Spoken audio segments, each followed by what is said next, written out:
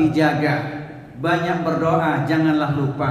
Kepada Allah kita meminta, Ramadan tiba, corona pun sirna. Amin ya rabbal alamin. Saudaraku sekalian, mudik sesungguhnya keniscayaan atau sebuah kepastian yang terjadi pada setiap manusia. Orang beriman meyakini pasti mudik, yang dimaksud adalah mudik kekal abadi menuju alam akhirat. Jangan kita mudik dahulu kalau belum punya bekal yang memadai.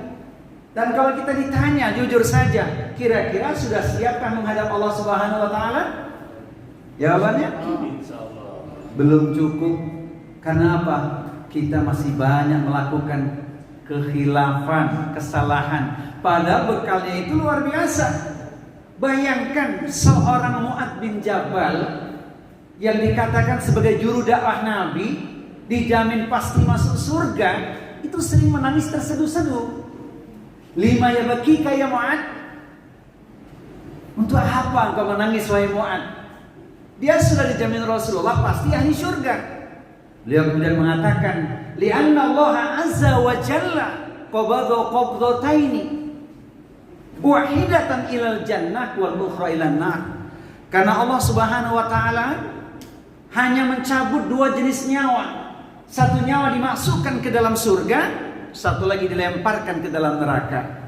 Fa ana la adri min ayil fariqaina. Dan aku tidak tahu nanti termasuk yang mana. Masuk surga kah aku atau masuk ke dalam neraka kah aku? Coba bayangkan, juru dakwah Nabi itu begitu jujur dan mengatakan tidak kepedean untuk menghadap karena bekal yang merasa belum cukup. Apalagi dengan kita ya. Oleh karena itu saudara sekalian, momentum Ramadan adalah salah satu cara mentarbiah diri kita, mengawali langkah terbaik di bulan Ramadan, kemudian kita isi sepanjang hayat kita dengan meramadankan diri kita sendiri. Ini penting sekali. Apa yang bisa kita lakukan? Tidak terasa kita sudah separuh main ini, sepenggal waktu yang tersisa, yang kemarin telah kita lalui, tidak usah kita sesali. Tapi yang paling penting, ingat motonya, Ramadan bersemi, Ramadan berpuasa sepenuh hati mengharap ridho ilahi. Oleh karena itu waktu kita harus kita isi sebaik-baiknya. Kita berpacu dalam ibadah. Jangan katakan lagi berpacu dalam melodi, sudah ketinggalan kereta. Saudaraku sekalian, penduduk surga pecinta ilmu, ada juga satu moto yang saya katakan, jangan lupa ikrar kita mesti kita benerin tuh. Ikrar kepada istri, ikrar kepada suami, ikrar kepada anak-anak kita, anak kepada orang tuanya, juga kita sebagai sahabat. Di dunia kita bersaudara hingga ke surga.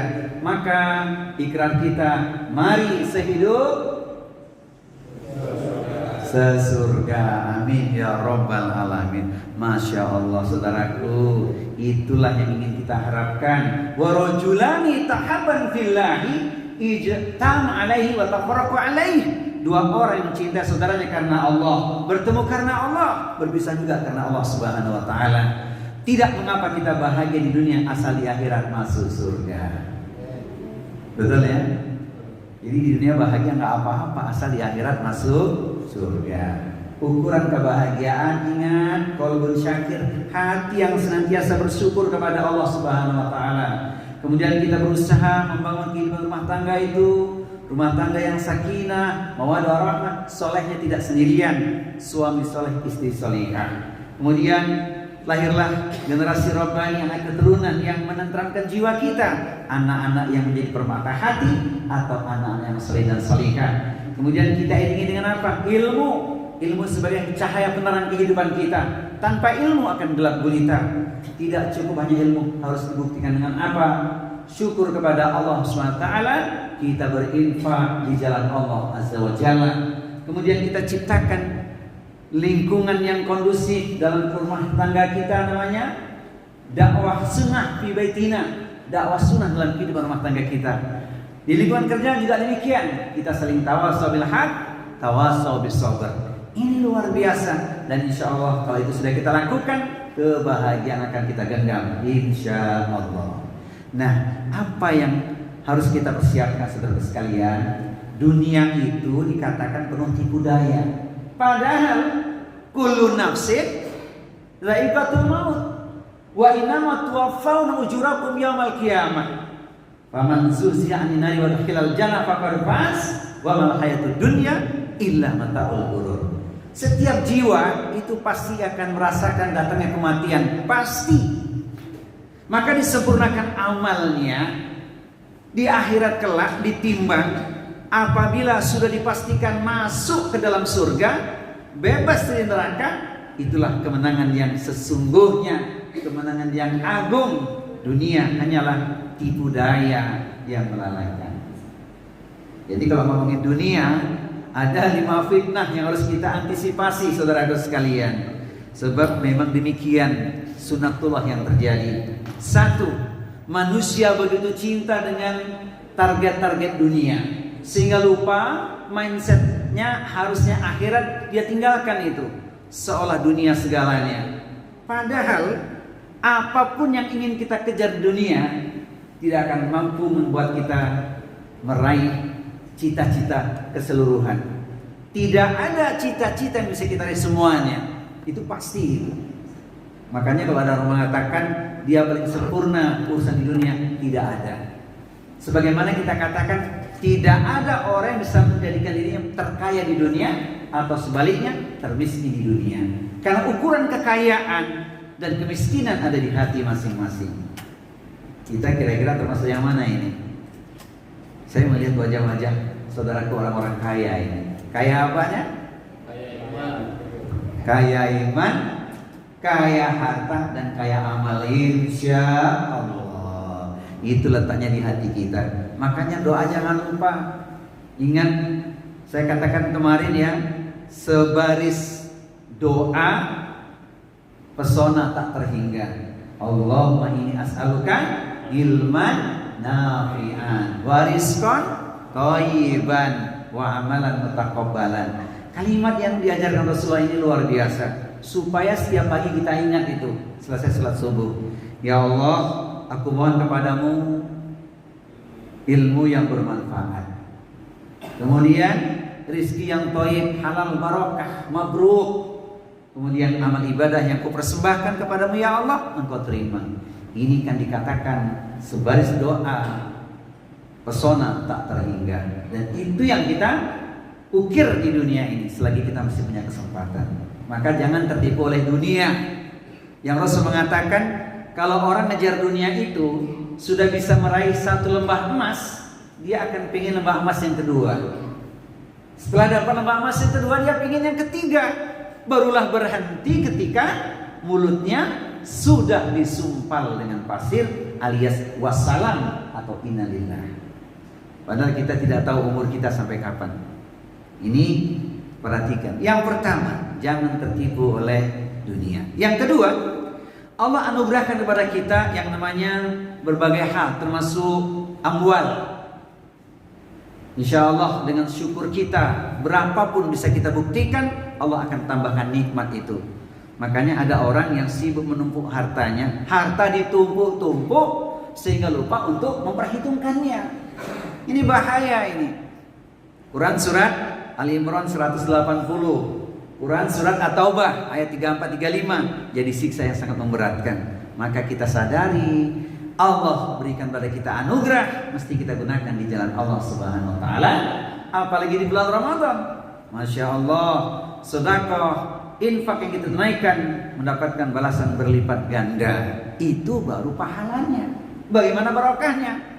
Wa ma anfaqtu min syai'in fa huwa yukhlifuhu wa huwa khairur raziqin. Apapun yang kau infakkan, Allah pasti menggantinya, dan dialah Allah sebaik-baik pemberi rezeki. Semoga kita termasuk hamba Allah yang pandai bersyukur. Amin ya rabbal alamin. Sudah terima THR? Mudah-mudahan setelah ini THR-nya nambah ya. Berapa persen? Amin. Tahun kemarin dan sekarang mudah-mudahan berubah, bertambah ya. Amin ya rabbal alamin. Saya doakan saudara sekalian Allah tambahkan berkahnya. Amin. Nah, kemudian yang ketiga, ini manusia sering lalai, lupa diri. Status dirinya itu hanyalah makhluk. Maka nggak boleh bangga dengan kekuasaan yang digenggam. jabatan yang sedang disandang, nggak boleh bangga diri. Itu semua titipan amanah ilahi. Ingat dirinya cuman hanyalah makhluk. Tugasnya satu sesungguhnya. Wa ma khalaqtul jinna wal insa illa liya'budun. Dan tidaklah kuciptakan jin dan manusia kecuali hanya untuk beribadah kepadaku saja. Ingat Quran surat Az-Zariyat, surat yang ke-51 ayat di nomor 56. Kita hanyalah makhluk, maka di sisi Allah sama, yang membedakan hanyalah satu, yaitu takwanya. Saya melihat wajah-wajah takwa semua ini. Amin ya rabbal alamin. Orang takwa ingat pasti bahagia di dunia, bahagia di akhirat, pasti masuk surga. Syaratnya takwa. Inna akramakum indallahi atqakum. Ini yang ketiga. Yang keempat, saudaraku sekalian, manusia ini makhluk yang dhaif dan lemah, sering melakukan dosa berulang-ulang tanpa disadari. Itu pastilah yang namanya manusia. Dan Rasul sudah mengatakan itu, kullu bani Adam khata'un wa khairul khata'ina tawwabun. Semua Bani Adam itu punya dosa, punya salah, punya khilafan. Tapi yang paling baik adalah mereka yang bertobat kepada Allah Subhanahu wa taala. Malam-malam yang tersisa ini, saudaraku sekalian, manfaatkan untuk kita banyak memohon ampun kepada Allah Subhanahu wa taala agar hidup kita dirubah oleh Allah Subhanahu wa taala. Allahumma innaka afuwwun tuhibbul afwa fa'fu anni fa'fu anna, dan seterusnya. Ingat, manusia makhluk yang lemah tak berdaya. Setinggi gunung, sedalam lautan, dosa yang dilakukannya Allah pasti ampuni karena kasih sayang Allah itu. Makanya masuk masjid langsung bahagia kita ya. Masuk masjid langsung bahagia, dipuji oleh Allah. Siapa mereka? Orang-orang yang ingin mensucikan dirinya. Quran surat At-Taubah surat 9 ayat di nomor 108. Kita insya Allah di dalamnya. Saya titip pesan, jelang 10 hari terakhir nanti, kencangkan sarungnya atau ikat pinggangnya, banyak bermunajat di rumah Allah. Minimal usahakan i'tikaf walau barang semalam. Semoga kita bisa menjemput lautan samudra Lailatul Qadar. Amin ya rabbal alamin. Dengan doa-doa yang terbaik, semoga Allah kabulkan. Karena itu yang ingin kita harapkan, puncak doa di bulan Ramadan. Jangan kita sia-siakan. Setelah kita paham rambu-rambunya, tidak hanya menahan lapar dan dahaga, tutur kata dijaga, isi hari-hari kita ini dengan sebaik-baiknya. Man lam yada qaula zur wal amala bihi falaysa ilaihi hajatun fi ayyada ta'amahu wa syarabahu. Siapa orangnya yang tidak mampu menahan tutur katanya, tapi dia ucapkan caci maki, maka Allah tidak memerlukan hamba ini menahan lapar dan dahaganya. Jadi puasa bukan cuma nahan lapar dahaga, tapi tutur kata. Tidak cukup, harus juga STMJ. Apa STMJ? Sunnah tunaikan, maksiat jauhkan. Nah gitu ya. Motonya begitu. Pasca Ramadan lanjutkan nanti agar kita semakin dicintai oleh Allah Subhanahu wa taala. Ingat saudaraku, peringatan yang terakhir yang kelima, istana kita itu bukan rumah yang megah, bukan. Istana kita adalah persiapan menuju 2 kali 1 meter itu. Padahal kita tidak tahu kapan itu terjadi.